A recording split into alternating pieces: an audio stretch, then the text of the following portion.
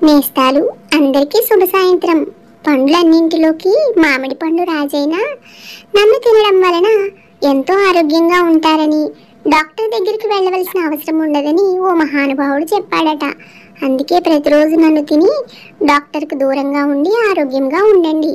కేవలం నన్ను తినడమే కాదు, ఔషధాలు లేకుండా పెంచిన ఏ పండ్లైనా ఆరోగ్యానికి మంచిదే. కాబట్టి ప్రతిరోజు తాజా పండ్లను తిని ఆరోగ్యంగా ఉండండి. మరి నాలాగా గర్వపడితే ఏం జరుగుతుందో జాబిలమ్మ మీకు ఒక మంచి చక్కని కథను చెప్పబోతోంది.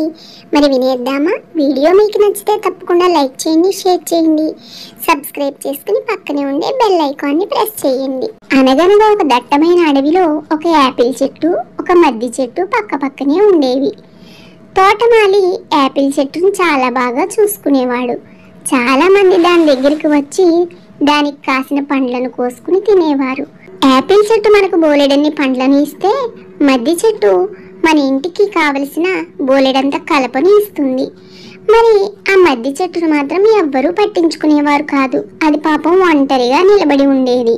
యాపిల్ చెట్టుకు ఎప్పుడూ పండ్లు కాస్తాయని, దానిని అందరూ గొప్పగా చెప్పుకుంటారని దానికి ఎంతో గర్వం. ఒకరోజు యాపిల్ చెట్టు మద్ది చెట్టును చూసి, అయ్యో చూడు, నా మీద ఎంతో రుచికరమైన పండ్లు పండుతున్నాయి. ప్రజలందరూ నా నీడలో కూర్చోవడానికి ఇష్టపడుతున్నారు. నువ్వు ఎంత దురదృష్టవంతుడివి. నిన్ను చూడడానికి ఎవ్వరూ రారు. కనీసం నీ చెట్టు కింద కూడా ఎవరూ కూర్చునేందుకు ఇష్టపడట్లేదు అని మద్ది చెట్టును యాపిల్ చెట్టు కించపరుస్తూ మాట్లాడుతుంది. మద్ది చెట్టు మాత్రం యాపిల్ చెట్టు మాటలను పట్టించుకోకుండా నిశ్శబ్దంగా ఉండిపోతుంది. కొన్ని నెలలు గడుస్తాయి.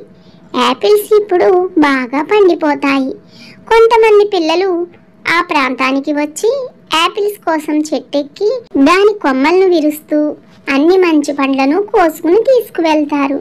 అది చూసిన మద్ది చెట్టు యాపిల్ చెట్టుతో ఇలా అంటుంది, ఓ యాపిల్ చెట్టా, నువ్వు గర్వపడిన నీ పండ్లే నీకు ఇంత కష్టాన్ని తెచ్చిపెట్టాయి చూసావా?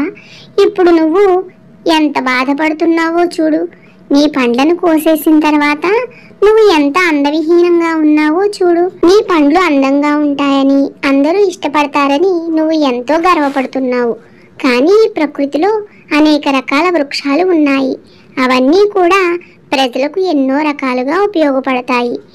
నేను ప్రజల గృహోపకరణాలకు ఉపయోగపడతాను. అందుకే గర్వం పనికిరాదు అంటుంది. దానితో యాపిల్ చెట్టు తాను అన్న మాటలకు బాధపడుతుంది. ఎప్పుడైనా సరే మన విజయాలపై ఎక్కువ గర్వపడితే ఆ గర్వమే మనకు తిరిగి సమాధానం చెబుతుందని ఈ కథ ద్వారా మనకు తెలుస్తోంది. మన గర్వము, అహంకారము ఏదో ఒక రోజున మనల్ని పతనానికి తీసుకువెళ్తుంది. అందుకే మనం ఎంత ఉన్నత స్థాయికి ఎదిగినా గర్వం, అహంకారం అనేది అస్సలు ఉండకూడదు. ఒదిగి ఉండడమే ఎంతో గొప్పతనమని ఈ కథ ద్వారా మనకు తెలుస్తోందన్నమాట.